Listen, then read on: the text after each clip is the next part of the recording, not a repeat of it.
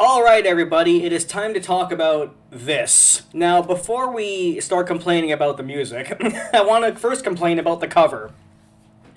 Look, I know that it was actually changed because the original looked like it was done on Microsoft Paint, but how is this much better? Like, the overall artwork is fine, except for the 4. Since day one, I hated this very flat, ugly 4. The 4, I'm sorry, is just ugly. It's ugly. It's fucking ugly. Anyway, that's not a big deal. Here's what annoyed me a lot, though. The backing of it. The back, this again. Why are they always, like, they put the back like this, right? But they don't attach it. It's just a fucking piece of cardboard. Now, when I put the CD on my shelf, this is guaranteed to get ruined. And they did this before with Bad 25, for example. I don't know if you guys recall, but they also put like a piece of paper on the back of the Bad 25 box, which I pulled off and put inside the box now, obviously, but it was just a piece of paper. And granted, that's bad in and of itself, but it was still better than Thriller 40 because it was attached with a little bit of sticky, like a sticky tape or a glue. Thriller 40's backing, though, wasn't connected with anything. It was just there. There was no tape, no glue, nothing. And they did the same thing with the Off the Wall anniversary.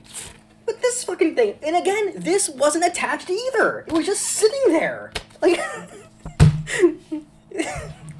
MJ Estate, can you please stop doing this? I fucking hate it. It is painful to people like me, you know, collectors and who put these things on shelves and stuff. Anyway, back to the cover. Okay, so the cover comes out like a sleeve, okay, which is kind of, you know, that's kind of cool. By the way, just to be clear about, can I just say, it being Thriller 40 is actually very stupid. No, it is. Let me tell you why. Because an anniversary album is usually on numbers like 25 and 50, right? 40 is not a good number. It's actually a pretty bad number. Here's the thing. What they should have done is done the Dangerous anniversary album.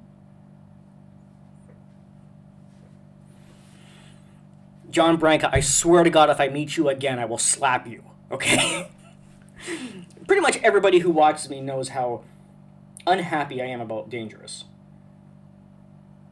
5, 4, 3, 2, 1. Anyway, so having it 40 is dumb because when 50 does come in 10 years, what are you going to do? Make Thriller 50? That would be stupid. Or you can do nothing, which is also stupid. So you've basically backed yourself into a corner and ruined the possibility for Dangerous anniversary. Good job. And it makes you wonder as well, if you do another one, since this one is silver, are you going to make Thriller 50 gold? Okay. And no, MJ Estate, John Branca, I'm not done mocking you yet. There's still more work to be done. Now, a lot of people were complaining about the song list on this album, myself included. And there's quite a few things to complain about, okay? So actually, before I...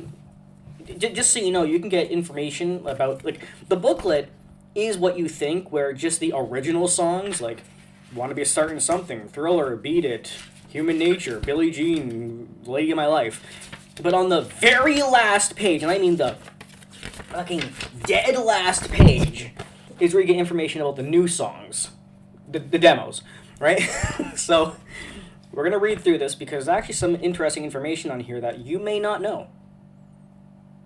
Even I didn't know. But I want to play a couple things from the CD that I found interesting. First of all, I loved the ending of What a Lovely Way to Go. Listen to this. But my power was defeat.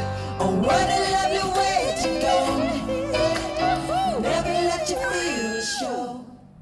Went kind of crazy there in the last 5 seconds. I actually wish that segment lasted way longer than it did. Another thing is, Behind the Mask has new lyrics, well, not new lyrics, but lyrics that weren't in the Michael album version. Listen.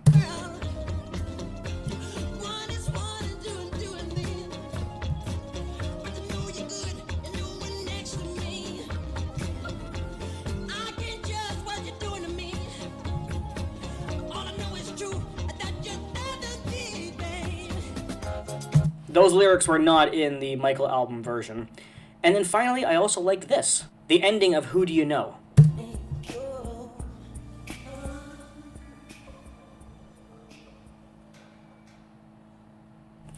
I liked how you could hear Michael talking a little bit there at the end.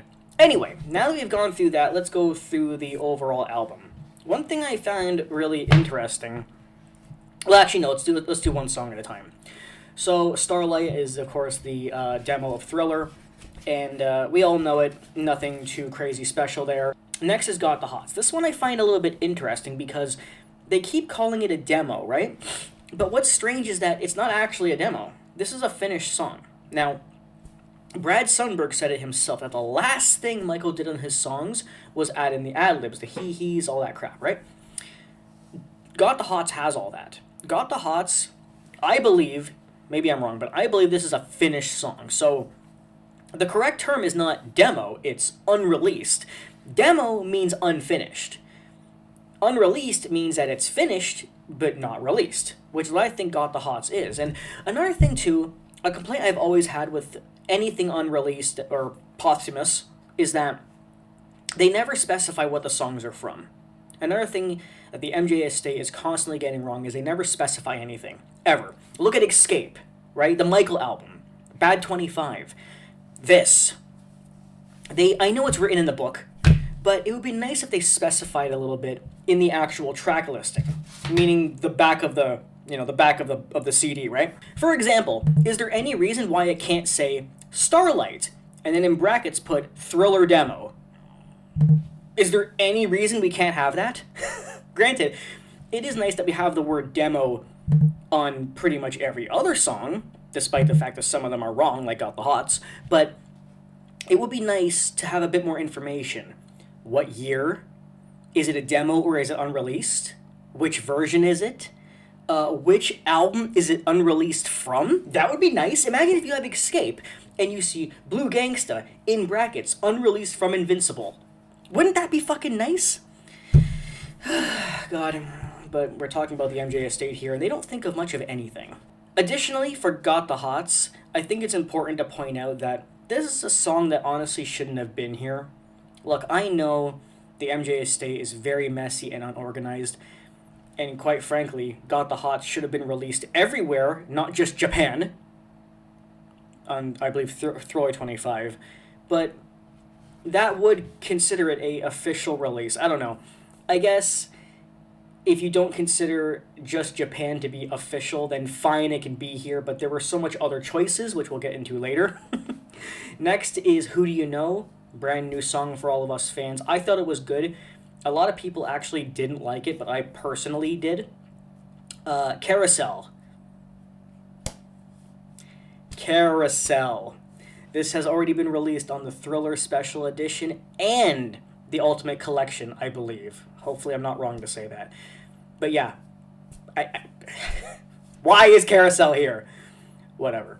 Next we have Behind the Mask. What I like is that they put in brackets this time, Mike's Mix. Now the thing is, the way the song sounds, I actually thought it was a mix, like a remix.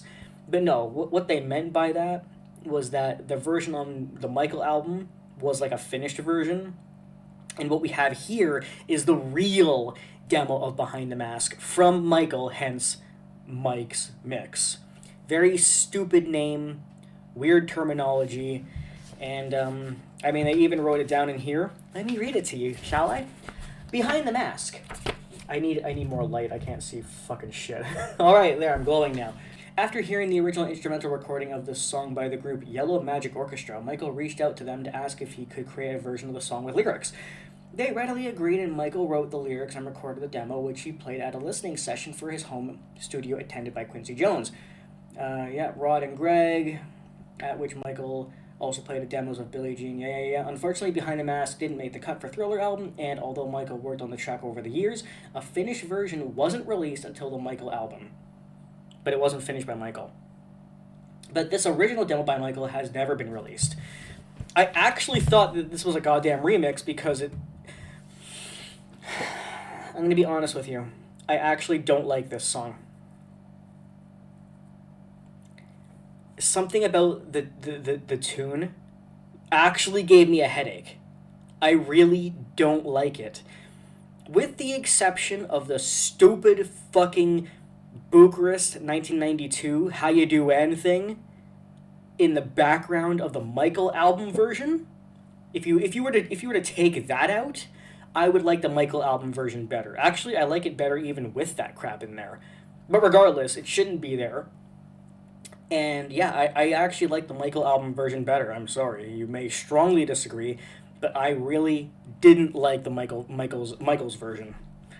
Didn't like it. Next is Can't Get Out of the Rain.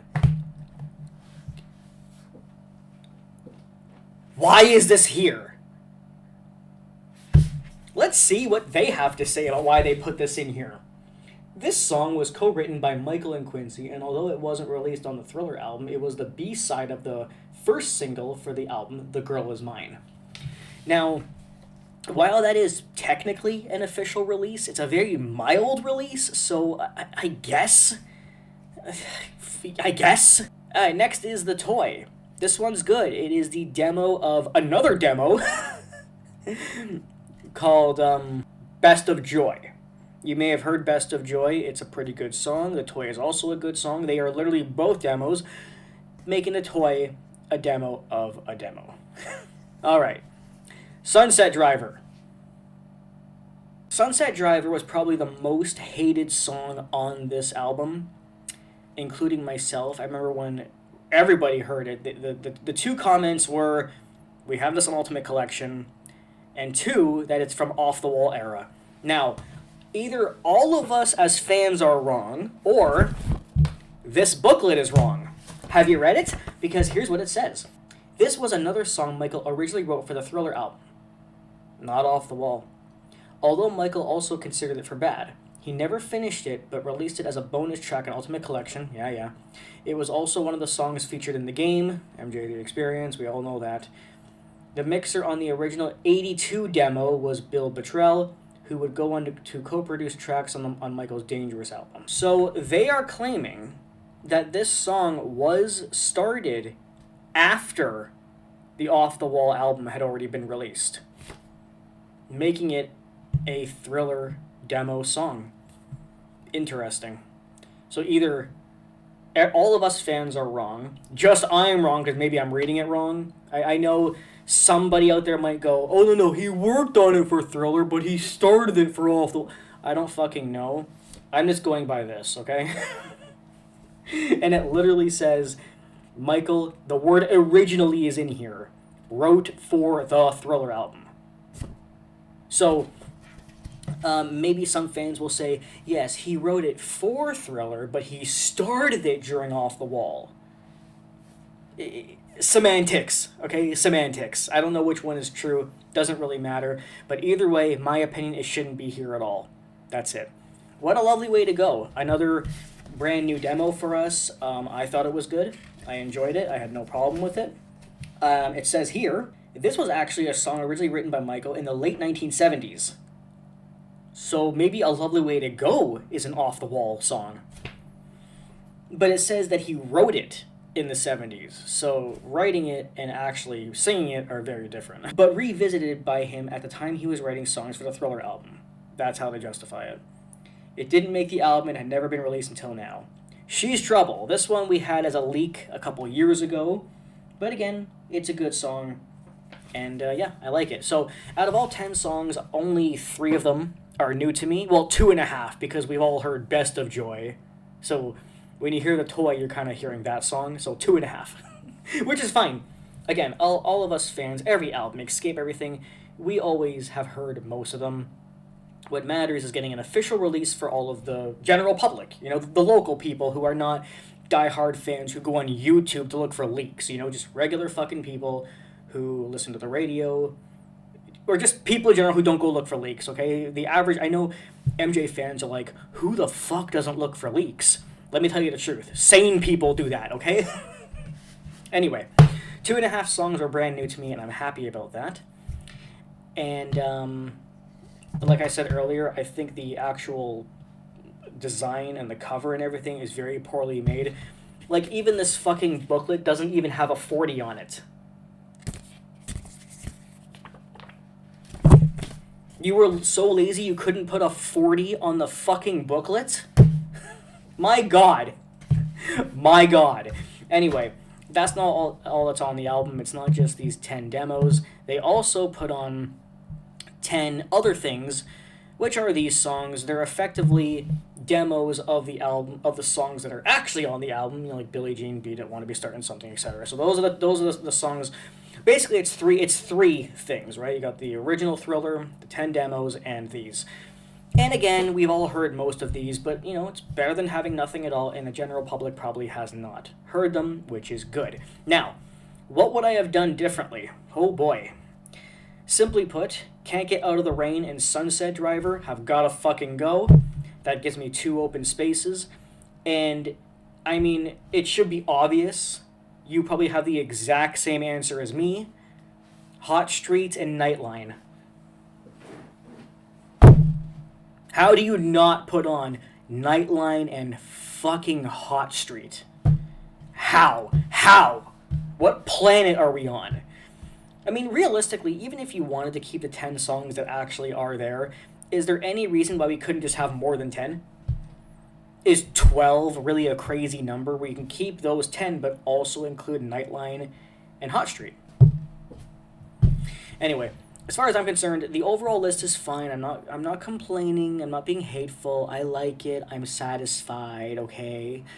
But I do think that we could have included 12 or 13 songs in total, and definitely included Hot Street and Nightline. And even Slapstick. Yes, Slapstick is the demo of Hot Street, but still, just put them on anyway, okay? And, you know, it makes you wonder, is John Branca and the estate waiting to put Hot Street and Nightline on Thriller 50? I fucking hope not.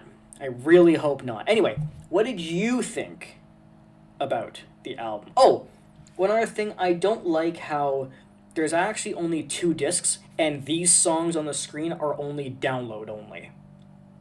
I personally would have been happier with just 3 discs.